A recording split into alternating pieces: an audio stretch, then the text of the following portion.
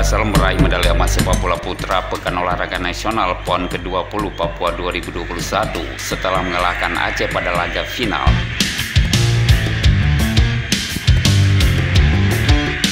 Laga Papua PS Aceh pada final sepak bola putra PON 20 Papua 2021 berakhir dengan skor 2-0 di Stadion Mandala Jayapura, Papua, Kamis 14 Oktober 2021 sore waktu Indonesia Barat.